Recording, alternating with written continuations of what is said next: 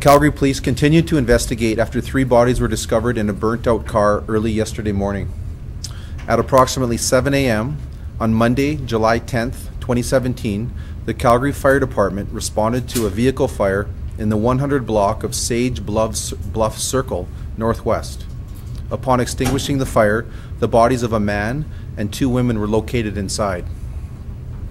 Autopsies on the bodies began today, and police have conclusively identified 2 of the victims as Glynnis FOX, a female, age 36, and Cody PFEIFFER, age 25. Police have also tentatively identified the 3rd victim, a woman believed to be in her 30s. And I just want to add that we made a release earlier in the day today. The photograph was up on the screen regarding the unidentified 3rd person in the vehicle, and her face was pixelated, and we wanted to know the location of where that photograph was taken. We've since identified the location of that where that photograph was taken, and in fact that photograph happened about a year ago, but it was only posted in the morning hours of Monday, July 10th. Police are also looking for the public's help for information on the whereabouts of Hanock AFOWERK, age 26. AFOWERK is the registered owner of the black 2011 Chevrolet Cruze that was involved in the fire, and police are concerned for his safety. His photo is available on the City of Calgary Newsroom. Investigators continue to appeal to anyone who may have information or video that could assist in the investigation. We ask that you please contact the police or Crime Stoppers. While this occurred in an area with construction, CPS is hopeful someone in the area may have seen suspicious behavior in the hours leading up to the fire. We ask you to contact our non-emergency number at 403-266-1234 or Crime Stoppers. You can also contact the homicide tip line at 403-428-8877. Can you clarify if these are still being treated as homicides? These are confirmed as homicides. Cause of death? We're not releasing the cause of death right now. I noticed the earlier statement mentioned a neighbor heard popping sounds.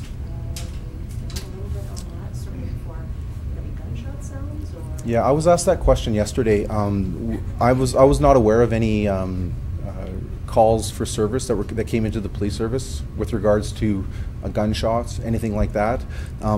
Oftentimes during a vehicle fire, airbags may explode, that sort of thing. So that would certainly be part of our investigation. But as of now, we're not looking into that part of it. Can you comment on whether you believe they may have died in the car or before they got in the car? Yeah, so as you can imagine, it's very early on in the investigation. We've only just identified 2 of the 3 victims late last night and into this afternoon. So there are several details of the investigation that I can't speak to. One of the things that I cannot speak to is with regards to the manner of death and also where we believe this occurred. Do either of the 2 females that you have identified, Glynnis FOX and the other unnamed woman, have criminal records? In speaking to any sort of criminal history, I think the important thing to remember in an event like this is that we're concerned about them being victims of homicide. It's very early on in the investigation, and I don't want to cloud the investigation with any sort of historical information regarding the victims. So is this a gang? Are we looking at a gang crime, like what, or organized crime? Sorry, anything like that? Is that something that is on the table as part of the investigation? Again, to give you a little peek into the investigation, one of the biggest starting points for us in a homicide investigation is knowing the identity of the victim. We didn't find out the identity of the victim until late last night, and then again into this afternoon. That really was our starting point moving forward. Investigators, as I speak, are piecing together any of the nuances of the relationships between the people that were found in the vehicle and also the registered owner that I provided you the name for.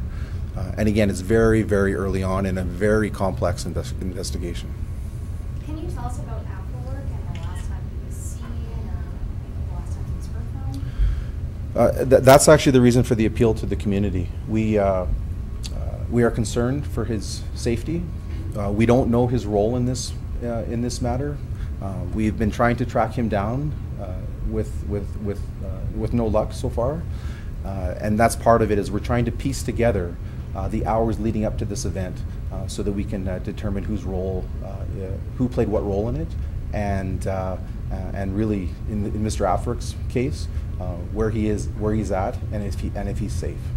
Does he have family? Is he from Calgary? We've been in contact with his family prior to this media scrum, and they're aware that we're looking for him, and they are also aware that we're concerned for his safety right now. Do you know the last time you were in contact with him? Pardon me? Do you know the last time the family members were in contact? That's part of the investigation right now, and I'd prefer to leave it at that.